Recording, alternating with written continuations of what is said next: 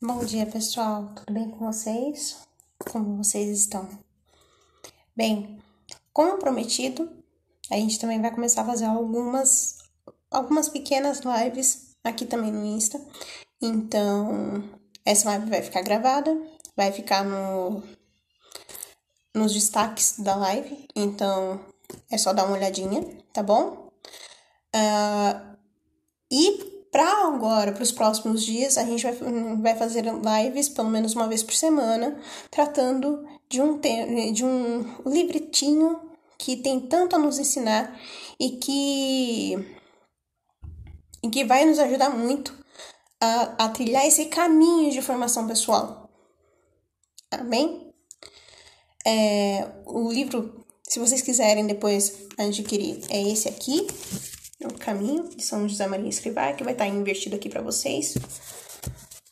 São José Maria Escrivá, ele é um dos santos, assim, que eu tenho uma verdadeira admiração. Algumas palavras até desse livro são até meio que ríspidas, mas é por conta da formação dele. Enfim, e ele era um sacerdote incrível. Bem, a primeira sessão do Caminho, ele vai tratar especificamente sobre o caráter. Então, são alguns direcionamentos para a formação do caráter, tá bom? Deixa eu só confirmar aqui. Deixei marcado. Tá. Falando sobre o caráter, são 55 parágrafos. Então, hoje, eu vou ler aqui com vocês 10 parágrafos, meditando, prestando atenção e tudo mais. E ao final de tudo, a gente vai fazer uma espécie de exame de consciência, tá bom? Vamos lá. Caráter. Que a tua vida não seja uma vida estéril.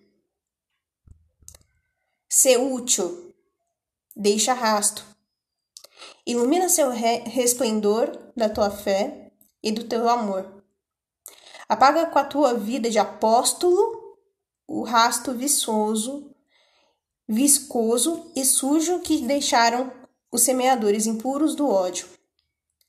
E incendeia todos os caminhos da terra com o fogo de Cristo que levas no coração. Oxalá fosses tais o teu porte e a tua conversação, que todos pudessem dizer, ao ver-te ou ouvir-te falar, este lê a vida de Jesus Cristo. Gravidade.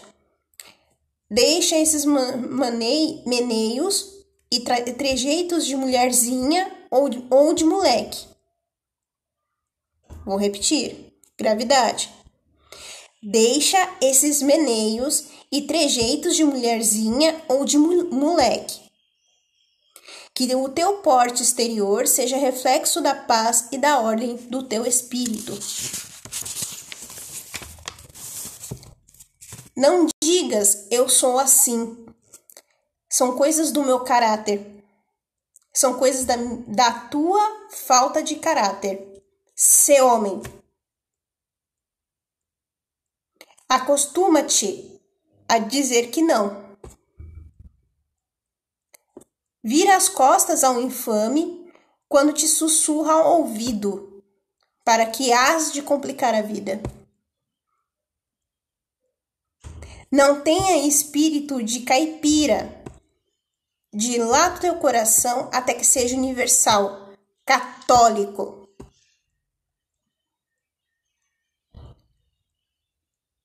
Não voes como ave de capoeira, quando podes subir como águias.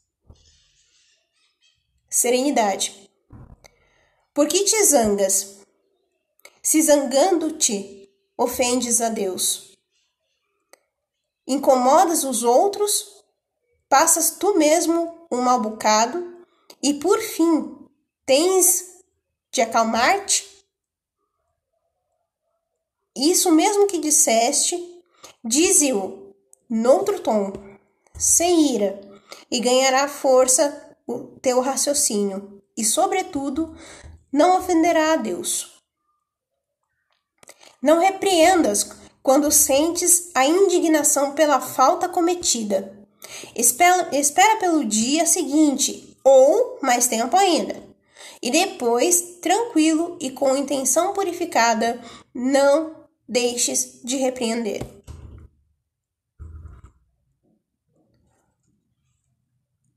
Eu li até o parágrafo 10. Agora a gente vai voltar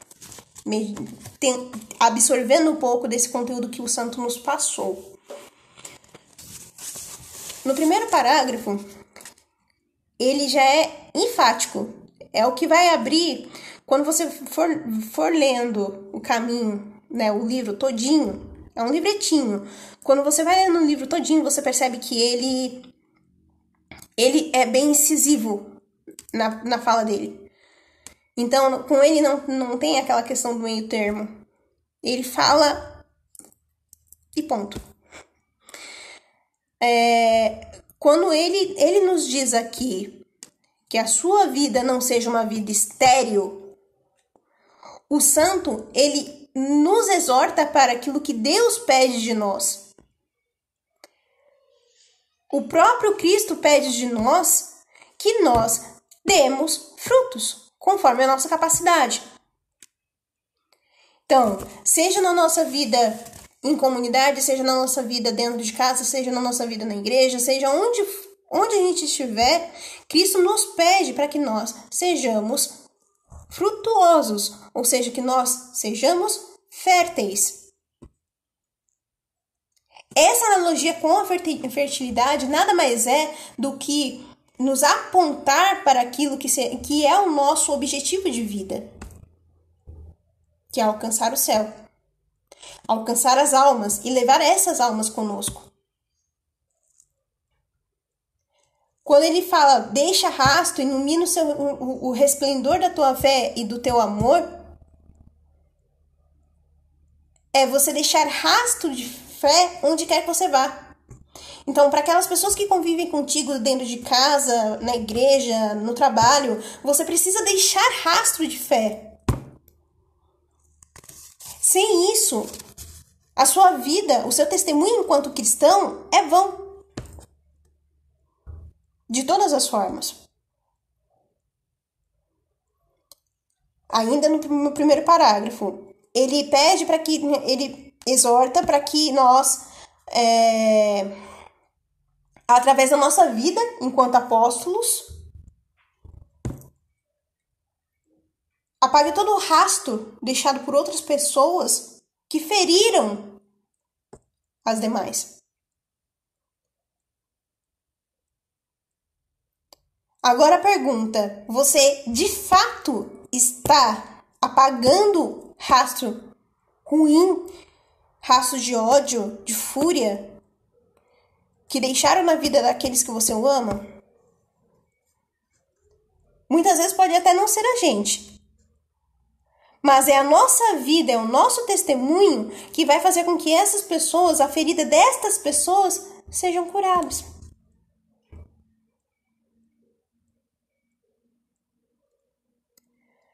No parágrafo 2, ele vai frisar a questão do testemunho.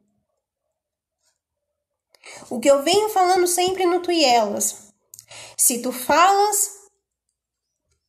tu prega uma coisa, você tem que viver como é pregado. Porque a sua incoerência de vida vai fazer com que outras pessoas se percam. Por isso que é importante que você tenha em mente exemplos de santos como São Francisco de Assis.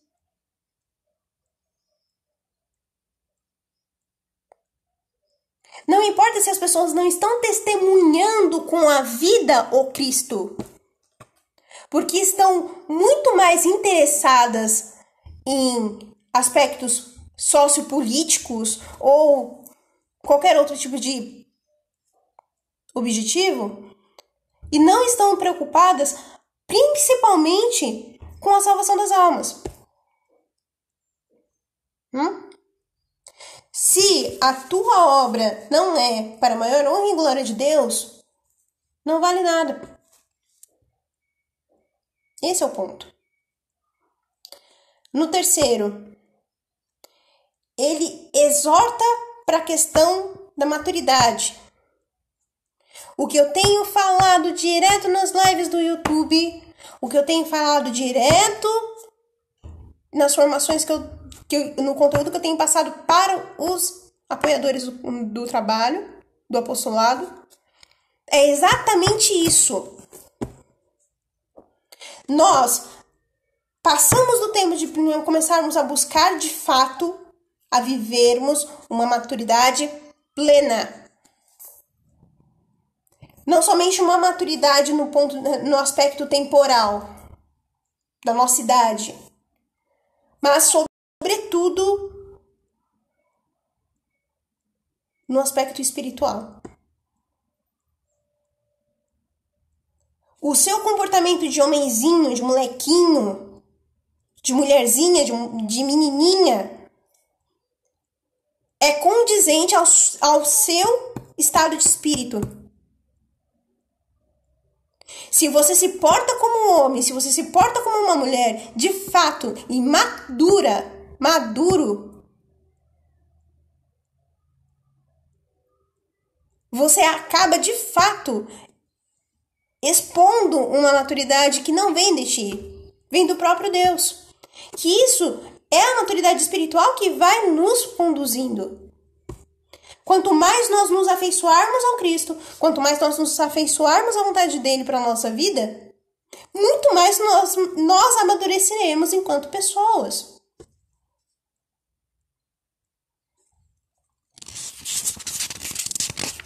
No parágrafo 3, o livro todo é exortação, tá? Então não se espante se soar um pouco mais pesado, mas às vezes a gente precisa falar com relação a isso. Ele se dirige com uma expressão que é dita majoritariamente para os homens, porque os homens, interiormente falando, eles precisam ouvir isso quando pequenos. Quando um pai fala para um filho, ser homem, tu é um homem ou um saco de batata? Fala isso para um garoto. Ele está formando o caráter desse garoto. Para amanhã ou depois, esse garotinho não ser um homem de geleia, como muitos que nós estamos vendo hoje. Para amanhã ou depois ele não ser como os gados que nós conhecemos. Que uma pessoa fez isso aqui, vai correndo. Um homem de caráter, uma mulher de caráter não se vende. Não vende os seus princípios. Não vende, principalmente, os seus amores, a sua fé. Não instrumentaliza a sua fé. Porque sabe que a fé é um dom de Deus. No quinto, ele pede para que você se acostume a dizer não. A dizer que não. Por quê? Aqui daria, acho que mais umas 2 horas de live, mas basicamente, a gente precisa dizer quem sim, quem não, quem nunca na nossa vida. Tu podes fazer isso?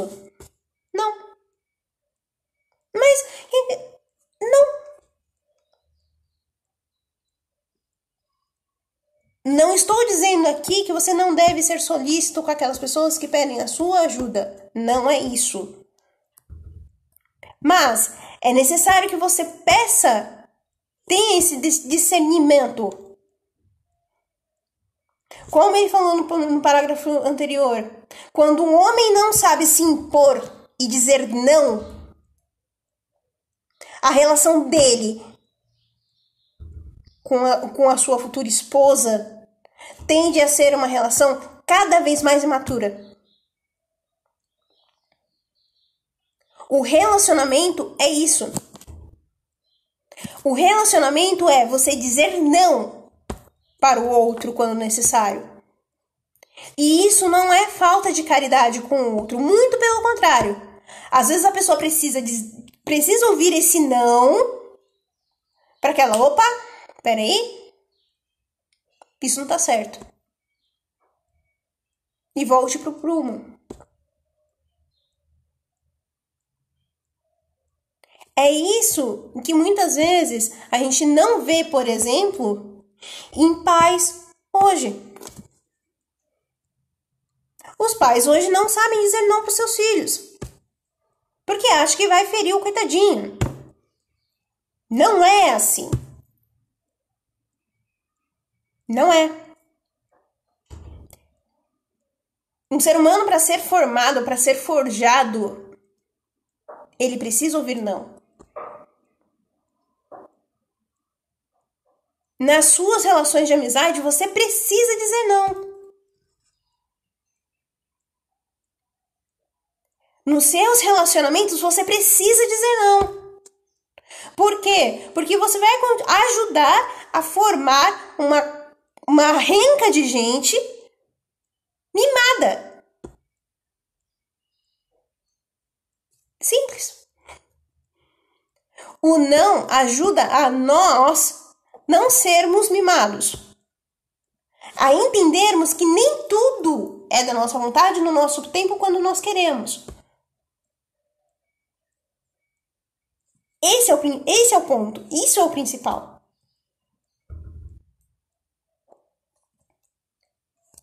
No 6, ele vai dizer para mim e para você virar as costas para aqueles que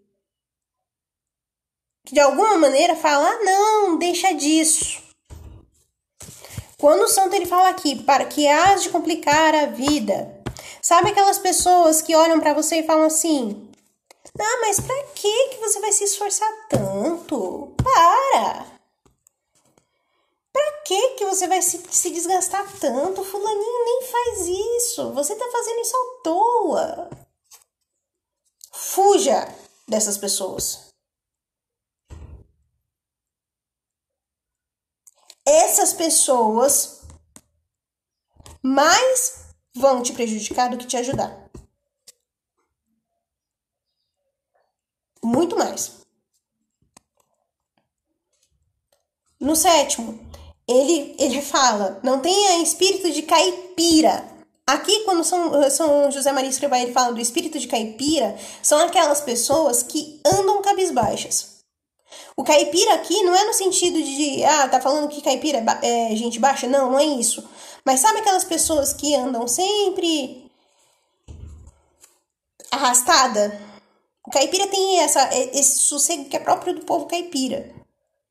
Só que ele frisa aqui, no 2º tópico do parágrafo 7, para que você não voe como uma ave capoeira, mas voe como a águia. Sabe aquilo? Você está vivendo normalmente, chega em determinado momento da sua vida em que você parece que você está arrastando muito mais do que você vivendo propriamente dito.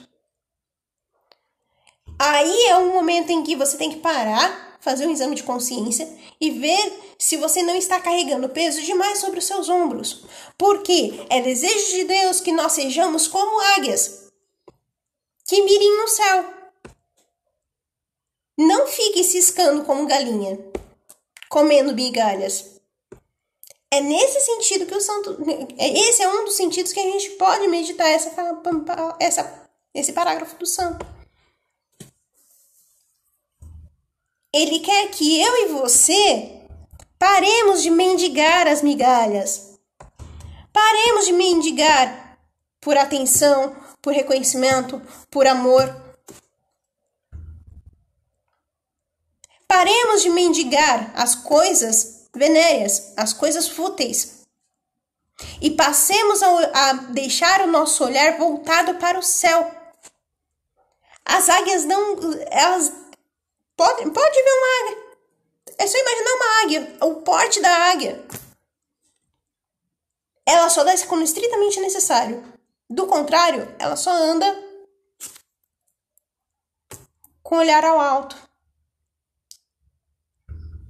Ela tem uma postura imponente, ou seja, quando uma pessoa se porta nesse aspecto como águia, ela é imponente não por ser imponente, mas ela é imponente pela ação do Espírito Santo nela. Porque ela entende que essa vida é passageira. Então, se essa vida é passageira, cara, eu não vou ficar me desgastando aqui. Eu vou viver aqui um dia de cada vez, como sempre eu tenho vivido, mas eu não vou ficar preso nesse mundo. Porque eu sei que eu tenho que alçar voos mais altos. Ainda que eu tenha que tirar as minhas penas, ainda que eu me machuque, a minha meta é o céu.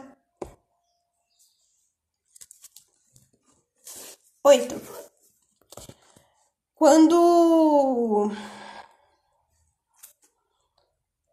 ele faz uma pergunta que vai, de uma certa forma, nos instigar, nos provocar. Por quê? A palavrinha-chave desse parágrafo é a palavra serenidade.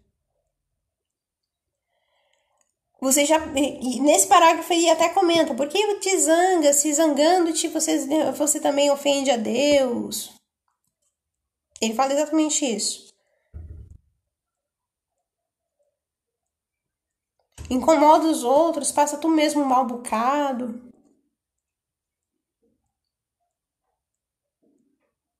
Uma pessoa serena, ela não se deixa... Ela não se zanga com tanta facilidade. Ela pode não gostar da situação, mas ela não se zanga com tanta facilidade. Por quê?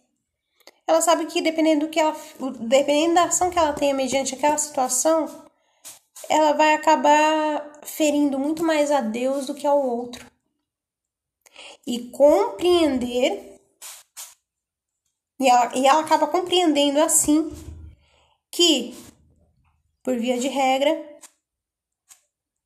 as suas palavras muitas vezes ofendem muito mais a Deus do que o outro. E quando isso acontece, é muito pior. Então, a serenidade, ela é... A serenidade ou mansidão é um dom de Deus. E a gente pode pedir isso através da oração. No 9,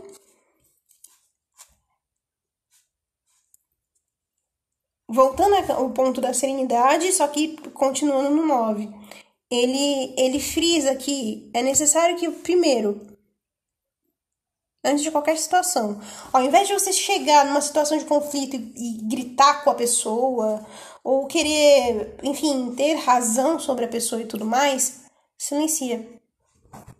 E no momento em que depois que você já pediu auxílio do Espírito Santo, rezou e tudo mais, aí você senta com ela e conversa. Assim você não ofende a Deus. Então, quando... E no 10º ele fecha, né? Ele fecha o parágrafo 10, ele falando, com isso você vai você vai conseguir contornar essa situação de conflito muito mais com uma palavra afetuosa, ou seja, demonstrando carinho, demonstrando compaixão, demonstrando empatia pela pessoa, do que se você brigasse 3 horas consecutivas com essa mesma pessoa. Por isso nós precisamos moderar, como ele até fala aqui, modera o teu gênio. Nós precisamos passarmos por esse período de poda. Quem é colérico como eu, por exemplo, precisa controlar a irascividade. Por quê? Com a irascividade, para você colocar o pé pelas mãos, é assim. E aí?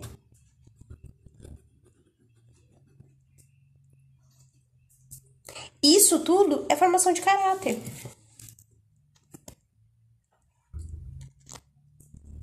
Isso tudo é formação de caráter.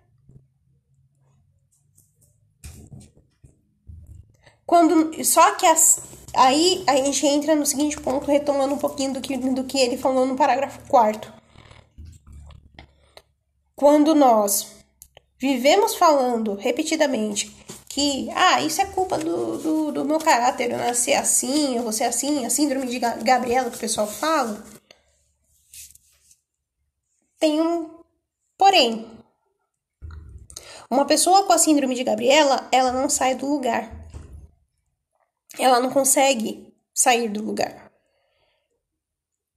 Então, ao passo que ela é irredutível com relação à mudança, a mudança de si, a mudança do outro e tudo mais, ela é totalmente bloqueada com relação ao sentido de mudança, ela tende, retraindo isso, ela tende a não sair do lugar. Então, quando nós falamos, quando nós pensamos, eu sou assim, vou morrer assim, vou permanecer assim, a gente está interiorizando para nós, a gente está colocando no nosso subconsciente de que nós não somos capazes de melhorar. Percebe? Então, quando a gente começa a perceber que até mesmo a nossa forma de nos portar com relação à fala, com relação a tudo isso, de uma certa forma, vai fazer com que nós não sejamos formados. E aqui a gente chega no ponto em que é o foco do Tu e Elas, da formação.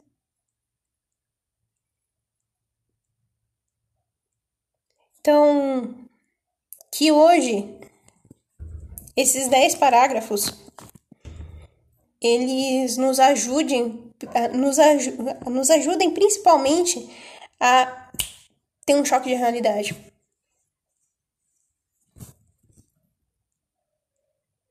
A começarmos realmente a olharmos para as coisas, não com olhar de galinha, que só olha o chão, mas como águia. Para que a nossa vida seja testemunho da graça de Deus. Amém? Fiquem bem e até a próxima. Tchau, tchau.